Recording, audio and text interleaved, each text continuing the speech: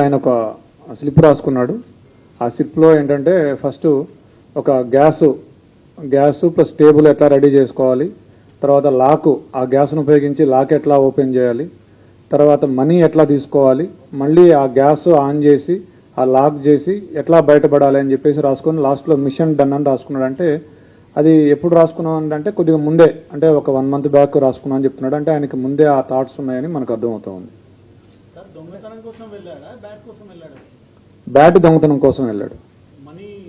లేదు, మనం ఎన్నిసార్లు అడిగినా మనీ గురించి చెప్పడం లేదు. నాకు ఆ బ్యాట్ యాక్చువల్గా ఏంటంటే డిసీజ్డ్ వాళ్ళ తమ్ముడు 6 years ఉంటాయి, ఈయన కలిసి క్రికెట్ ఆడేవాళ్ళు. ఆ బ్యాట్ ఈయనకి బాగా నచ్చింది, స్ట్రోక్ బాగా ఉంది, నాకు బాగా నచ్చింది, నాకు ఇవ్వు నేను కూడా ఆడుతా అంటే ఇచ్చేవాడు కదా పిల్లవాడు. సో దాంతో నేను ఎట్లయినా దాన్ని సొంతం చేసుకోవాలనే ఆలోచనతో 2-3 daysగా ప్లాన్ చేస్తున్నామని చెప్పాడు. దానికోసం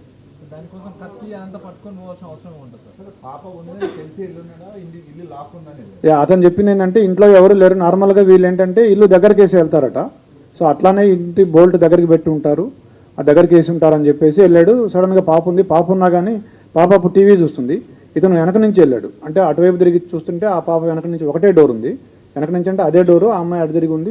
ఇట్లా వెళ్ళి ఆ కిచెన్లో ఉంది బ్యాట్ తీసుకొస్తుంటే అప్పుడు ఆ అలికిడికి పాప చూసి దొంగ అని అరిచింది. అరిస్తే అతను పరిగెత్తబోతే ఆ అమ్మాయి పరిగెత్తుకుంటూ వచ్చి చొక్కా పట్టుకుంది. అతన్ని పట్టుకుంటే ఆ కోపంలో తోసేస్తే మంచం మీద పడింది. మంచం మీద పడ్డాక కళ్ళు మూసుకొని విచక్షణ రహితంగా పొడి చేశానని చెప్పాడు.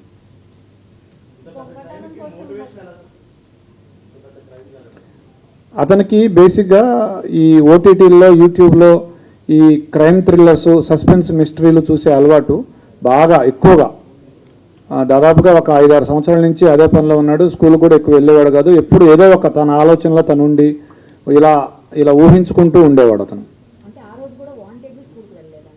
అతనికి స్కూలు ఎగ్గొట్టే అలవాటు ఉండేది. స్కూల్కి వెళ్లకుండా క్రికెట్ ఆడుకోవడం, ఈ ఓటీటీ చూడడం, యూట్యూబ్ చూడడం, ఈ మిస్టరీస్ చూడడం అలవాటు ఉండేది అతనికి.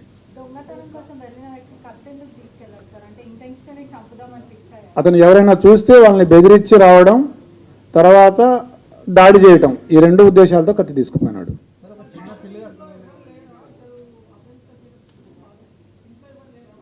ఉన్నారు ఇంట్లో, వాళ్ళ నాన్నున్నాడు, వాళ్ళ సిస్టర్స్ ఉన్నారు, వాళ్ళ ఇంట్లో ఉన్నారు.